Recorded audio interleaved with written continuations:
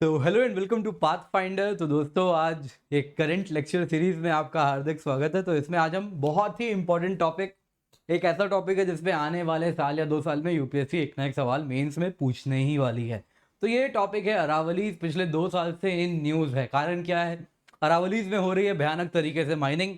Supreme court ने तो state governments को काफ़ी ज़्यादा लताड़ भी लगाई है इस बात पे। यहाँ तक कहा क्या लोग हनुमान जी बन गए हैं जो पहाड़ का पहाड़ उठा के गायब करते जा रहे हैं, क्योंकि बहुत सारे हिल्स, करीबन 31 हिल्स राजस्थान में गायब हो गए हैं, बस मैप पे हैं। कहाँ चले गए पहाड़ किसी को नहीं मालूम। माइनिंग हो गई, खत्म हो गया, पहाड़ बन गई ज़मीन। तो ये बहुत इंपॉर्टेंट टॉपिक है आज का टाइम का, भारत के लिए भी। तो अरावलीज को हमें समझना और जानना बहुत ज़रूरी है। स्पेशली अरावलीज की क्या इकोलॉजिकल सिग्निफिकेंस है, हमें ये भी जानना है एक तरफ। दूसरी तरफ क्या थ्रेट्स वो फेस कर रही है। तो आइए अरावलीज को बहुत अच्छे से, बहुत बढ़िया तरीके से हम कवर करेंगे। एंड अंत में आपके लिए एक मीन्स का प्रैक्टिस क्वेश्चन भी होगा जो कि आप ज़रूर इस लेक्चर के बाद अटेंड कर पाएंगे और उसे लिखिए और अच्छे से आंसर भी लिख पाएंगे उसका। तो दोस्तों, इससे पहले आगे बढ़े आपको कुछ इंपॉर्टेंट बातें बता दूं। अनअकैडमी इंडिया का लार्जेस्ट लर्निंग प्लेटफॉर्म है। यहाँ पर आप देखें तो इंडिया के बेस्ट एजुकेटर्स हमारे साथ जुड़े हुए हैं। इनके द्वारा बनाया गया ढेर सारा कोर्स है। ये सारे कोर्स आपको अवेलेबल हो जाएंगे। जो दोस्त मुझसे पहली बार जुड़ रहे हैं उनके लिए मेरा नाम किंजल चौधरी है। ये मेरी प्रोफाइल है। यहाँ पर आप चाहें तो मुझसे अनअकैडमी में भी जुड़ सकते हैं और मेरे द्वारा बनाई गई बहुत सारी फ्री स्पेशल क्लासेस हैं, इनका आप फायदा उठा सकते हैं। ये मेरा टेलीग्राम चैनल है, यहाँ पर भी आप मुझसे जुड़ सकते हैं। तो दोस्तों, मैंने बहुत सारी फ्री स्पेशल क्लासेस बनाई है। Environment, static, current, geography, static, सब कुछ कवर्ड है। तो जाके जरूर उसे देखें। इसके सिवा दोस्तों, अगर आप देखें तो अनअकैडमी में 16,000 से भी ज्यादा कोर्सेज हैं। ये सारे कोर्स आपको अवेलेबल हो जाएंगे अगर आप अनअकैडमी सब्सक्राइब करते हैं। तो जो सब्सक्रिप्शन कॉस्ट है, after using the code KC10 यानी 10% ऑफ के बाद आपको मेरी मेंटोरशिप भी मिलती है। तो इस कोड के बाद 10% ऑफ के बाद आप अगर देखें तो 2 साल की प्लस सब्सक्रिप्शन की कॉस्ट हो जाती है 64,800 रुपए। वहीं दोस्तों, अगर आप आइकनिक सब्सक्रिप्शन लें तो इसकी 2 साल की कॉस्ट है after using the code KC10 1,04,175 रुपए। दोस्तों, वही अगर आप देखें तो प्लस और आइकनिक में डिफरेंस क्या है आपको बता दूं। प्लस में आपको स्ट्रक्चर्ड कोर्सेज मिलते हैं, आइकनिक में आपको पर्सनल गाइडेंस भी मिलती है और टेस्ट एनालिसिस मीन्स की भी मिलती है, इवैल्यूएशन की भी बेनिफिट्स आपको अवेलेबल हो जाती है। इसके सिवा दोस्तों ऑप्शनल सब्सक्रिप्शन भी अवेलेबल है। तो उसकी कॉस्ट आप देखें तो KC10 कोड या 10% डिस्काउंट के बाद 1 साल की कॉस्ट है 24,750 रुपए। वहीं अगर आप ऑप्शनल कॉम्बो लें जिसमें GS भी है, ऑप्शनल भी है, इसकी 2 साल की कॉस्ट है 99,680 rupees after using the code KC10। दोस्तों, बहुत सारे टेस्ट सीरीज हमने स्टार्ट की है। Unacademy path finder Mahipal sir की लीडरशिप में टेस्ट भी स्टार्ट हुई है, तो इसको जरूर ज्वाइन करें। 13 मार्च से करंट अफेयर्स की टेस्ट सीरीज है, इसको जरूर ज्वाइन करें। बहुत सारे नए बैचेस हमने स्टार्ट किए हैं, तो इनका भी आनंद उठाएं। अगर आप ज्वाइन करने का सोच रहे हैं अनअकैडमी तो नाउ इज द टाइम। बहुत सारे न्यू बैचेस स्टार्ट हो चुके हैं। तो दोस्तों, सबसे पहले अरावलीज के बारे में हम कुछ जानकारी ले लेते हैं, उसके बाद अरावलीज को हम समझ भी पाएंगे। तो दोस्तों, सबसे पहले अगर हम देखें अरावलीज की बात करें तो अरावलीज 2 से 3 बिलियन साल पुराने हैं। तो पृथ्वी अगर आप देखें तो 4.3 बिलियन 4.4 बिलियन ईयर्स पुरानी है। उसमें 2 से 3 बिलियन साल पुराने यानी one of the rather the oldest mountains of the world में से एक अरावली है। तो कमाल की बात है, पृथ्वी में 2-3 बिलियन साल में न जाने कितनी आइस एजेस आई होंगी, न जाने कितनी बार वहां पे वॉल्केनिज्म हुई है अरावलीज में, न जाने कितनी बार वो समुद्र के अंदर वो इलाके डूबे होंगे। उसके बाद भी अरावली के पहाड़ अपना अस्तित्व बनाए रखे। लेकिन आज इंसान उस अरावलीज को कितनी तेजी से माइनिंग करते हुए, काटते हुए खत्म करना शुरू कर दिया। और अरावलीज कह सकते हैं कि डाइंग माउंटेन्स है, आने वाले दिन में खत्म हो सकते हैं अगर हमने अभी इस वक्त काम नहीं किया तो अरावलीज की जो लंबाई है 692 किलोमीटर है। आप देखो तो गुजरात में चंपानेर से शुरू होती है, दिल्ली तक चलती है। राजस्थान हरियाणा 2 स्टेट है जिसको गुजरते हुए जाती है। सच्चाई तो यह है कि अरावलीज अगर आप देखें तो दिल्ली के आगे हरिद्वार तक चलती है कुछ इस प्रकार से। ये अगर अरावलीज हैं तो ये मान लीजिए हरिद्वार है, ये वाली पार्ट दिल्ली है। लेकिन अंतर क्या है कि दिल्ली के आगे आप अगर देखोगे तो गंगा जी के द्वारा लाया गया इतना ज्यादा एलुवियम्स हैं, इतने ज्यादा सेडिमेंट्स हैं कि वो पहाड़ मिट्टी के अंदर दफन हो चुके हैं, दब चुके हैं। तो इस वजह से आपको दिखते नहीं है। पर सच्चाई तो ये है कि अरावलीज हरिद्वार तक चलती है। लेकिन उसकी वजह से हुआ यूं है कि ये जो अरावलीज इस प्रकार से इतनी लंबी चल रही है, ये एक वाटर डिवाइड का काम करती है। यानी एक तरफ आप देखो तो गंगा रिवर सिस्टम है, गंगा और उसकी ट्रिब्यूटरी, दूसरी तरफ आप देखो तो इंडस रिवर्स एंड उसकी ट्रिब्यूटरी यानी इंडस रिवर सिस्टम आपको देखने मिलेगा। तो तो अगर आप अरावली की बात करें तो इसकी जो पीक की जो मैक्सिमम हाइट आप देखो तो गुरु शिखर पर होती है, जिसको माउंट आबू भी के पास में ही है Guru Shikhar, and 1722 metre height है इसकी, उस जगह पे एलिवेशन है।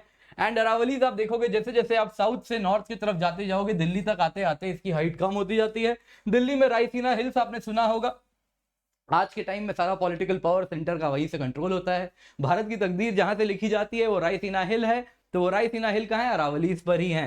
तो दिल्ली पे आप देखोगे तो 400 से 600 मीटर की इसकी एलिवेशन है।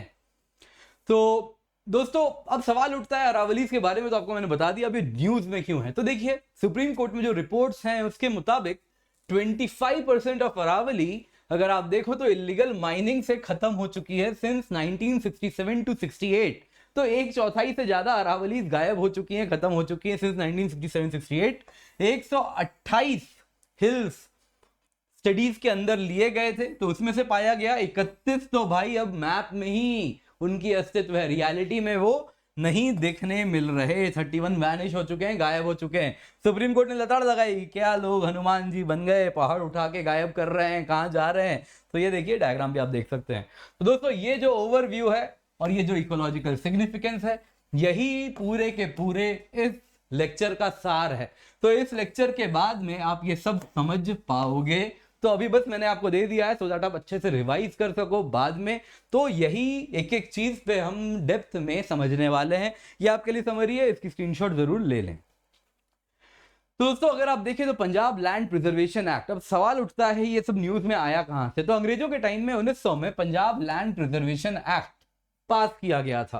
तो ये पंजाब लैंड प्रिजर्वेशन एक्ट का जो पर्पस था कि भाई जो अरावली रीजन है वहां पे स्टेट के पास पावर थी कि वो माइनिंग को एंड बाकी डेवलपमेंटल एक्टिविटीज जिससे पहाड़ को नुकसान होती है उसे कहीं पर रेगुलेट कर सकती है। रेगुलेट करना मतलब लाइसेंस देके अलाउ करना, रेस्ट्रिक्ट कर सकती है और चाहे तो प्रोहिबिट भी कर सकती है कि बिल्कुल अलाउड नहीं है, ब्लैंकेट बैन। तो ये तीनों चीजें कर सकती है। पर्पस क्या था, उस टाइम तक मालूम चल गया था कि भाई जो अरावलीज हैं वो बहुत इंपॉर्टेंट हैं सॉइल मॉइस्चर के लिए, जो ग्राउंड वाटर टेबल है उसके लिए बहुत ज्यादा इंपॉर्टेंस है अरावलीज की। और जो इरोजन है, जो तेजी से लैंड डिग्रेडेशन हो रही है, उसको भी बचाना है तो अरावलीज को बचाना होगा। तो ये पंजाब लैंड प्रिजर्वेशन एक्ट लगभग 118 साल तक एज इट इज रहा। अरावलीज को फेयर डिग्री ऑफ प्रोटेक्शन कह सकते हैं, इंस्टीट्यूशनल तरीके से मिली, हरियाणा गवर्नमेंट के द्वारा मिलती रही 118 साल तक पंजाब हरियाणा गवर्नमेंट ने देती रही, इसे प्रोटेक्शन मिलती रही।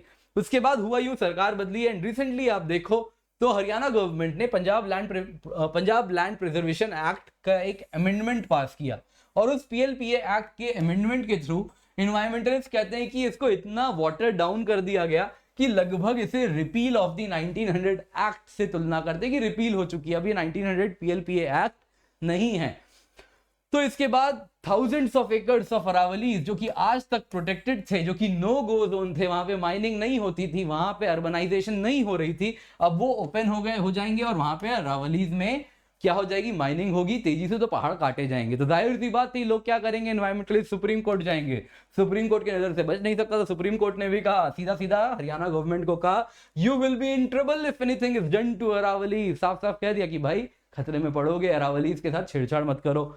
तो लगभग उसके बाद स्टे लग गया, हरियाणा गवर्नमेंट ने कुछ छेड़छाड़ नहीं किया है। लेकिन रिसेंटली 3 दिन पहले की न्यूज है, हरियाणा स्टेट गवर्नमेंट ने क्या किया है, सुप्रीम कोर्ट में वापस से याचिका डाली है कि साहब हमें आप गुरुग्राम, फरीदाबाद एंड नूह डिस्ट्रिक्ट में अरावलीज में माइनिंग की परमिशन वापस अलाउ करें, दें। तो अब ये वापस न्यूज में आ गई है एंड काफी 2 साल से न्यूज में बनी हुई है एज इट इज, तो ये वापस में न्यूज में चल रही है। सवाल उठता है अरावलीज को क्या थ्रेट है। तो आप अगर देखोगे अरावलीज को 2 मेजर थ्रेट है, एक है माइनिंग, दूसरी है शहरीकरण, अर्बनाइजेशन। तो माइनिंग आप इसलिए है क्योंकि अरावलीज में जो इंपॉर्टेंट मिनरल्स पाए जाते हैं, आप उन्हें देखो तो वहां पे बेस मेटल्स पाए जाते हैं, कॉपर, लेड, जिंक। रादर आपको जान के आश्चर्यचकित भी हो सकते हैं आप कि अरावलीज अगर वाला रीजन आप देखें तो वहां पे 5th सेंचुरी बीसी तब से वहां पे माइनिंग हो रही है। तो one of the oldest mines हैं यहाँ पे, कॉपर के माइन आपको देखने मिलेंगे यहाँ पे। तो कॉपर, लेड, जिंक वगैरह मिलती हैं। इसके सिवा नोबल मेटल्स मिलते हैं, गोल्ड एंड सिल्वर भी अरावली में मिलती है। एंड सबसे बड़ी कारण है बिल्डिंग मटेरियल। तो यहाँ पे आपने मकराना मार्बल सुना होगा जिससे ताजमहल बनी है, तो वो कहाँ पे, यहीं से मिलती है।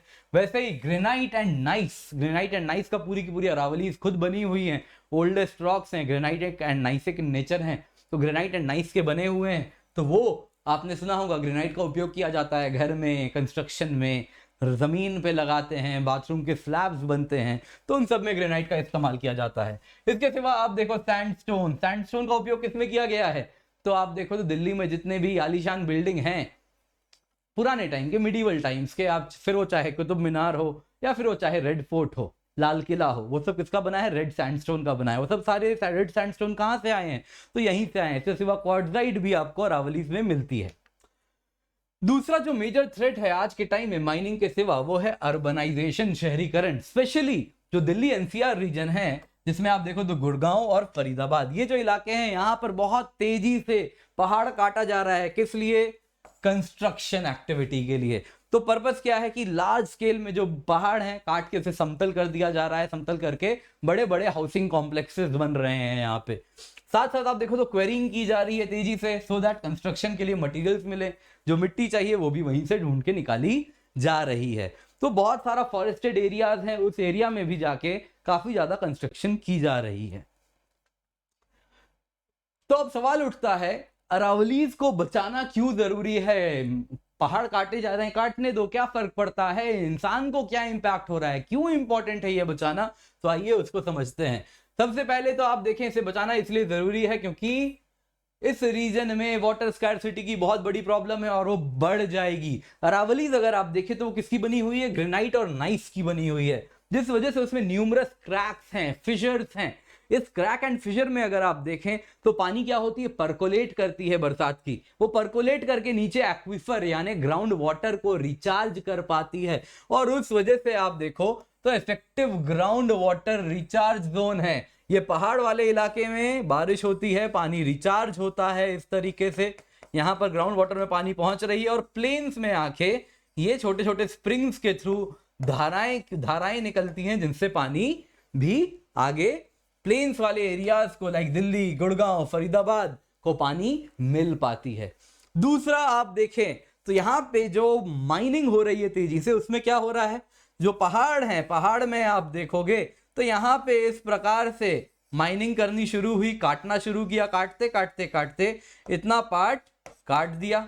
अब क्या हो गया, जमीन इतनी नीचे आ गई, जमीन नीचे आ गई तो यहां पर आप देखोगे ऑलरेडी एक्विफर मौजूद था, ग्राउंड वाटर यहां से स्टार्ट होता था। अब ये क्या हो गया, यहां पे ग्राउंड वाटर एक्सपोज हो जाएगा तो पानी बह के निकल जाएगी, तो वही चीज हो रही है। तो ग्राउंड वाटर क्या हो रही है, एक्विफर्स पंचर हो जा रहे हैं, जिस वजह से रिवर्स, लेक्स, डाउनस्ट्रीम, यहां से जो इस जगह पे जो रिवर होगी, जो निकलती होगी इस झरने से, इस स्ट्रीम से, या फिर यहाँ पे कोई लेक होगा जिसको ये ग्राउंड वाटर की पानी जाती होगी, वो सब क्या हो जाएगी, वो सूख जाएगी। क्यों, क्योंकि सारा का सारा पानी यहीं पर ओवरफ्लो करके निकलने लगेगा, क्योंकि आपने क्या किया, ग्राउंड वाटर को गड्ढा करके एक्विफर को पंक्चर कर दिया, मानो जैसे बड़ा सा कुआं बना दिया वहीं पर, और सारा का सारा पानी वहां पे स्प्रेड कर रहा है, तो बाकी इलाके में जहां जाता था वो अब जाना बंद हो जाएगा। तीसरा अगर आप देखें तो अरावलीज का बहुत बड़ा रोल है रेनफॉल में। तो जो साउथ वेस्ट मानसून है, वैसे तो आप देखो तो साउथ वेस्ट मानसून की जो बे ऑफ बंगाल जो अरेबियन सी ब्रांच है, वो आप देखो तो कुछ ऐसे निकलती है, लेकिन अरावली उसे बहुत तरीके से ग्लाइड करती हुई आप देखोगे तो उससे साउथ वेस्ट मानसून को गाइड करती है, और वो यहां पर शिमला, मसूरी, इन सारे इलाकों में जाके बारिश करती है। तो हाइयर एलिवेशन पे बारिश होती है तो स्नोफॉल बन के पहाड़ के पीक में वो बैठ जाता है, एंड फिर वही जब गर्मी का मौसम आता है तो ग्लेशियर्स बनता है, और फिर वो ग्लेशियर्स पिघलती है। तो आप देखो तो इन इलाकों में जो सब हिमालयन रिवर्स हैं उनको पानी पहुंच पाती है। तो बहुत इंपॉर्टेंट रोल है अरावलीज का। आप देखो तो रेनफॉल में साउथ वेस्ट मानसून को लेके, पेरेनियल रिवर्स जो हिमालयन रिवर्स हैं उनको पानी पहुंचाने में। दूसरा आप अगर देखोगे तो अरावलीज खुद माइक्रो क्लाइमेट को इस तरीके से कंट्रोल करते हैं कि वो बारिश करवाते हैं।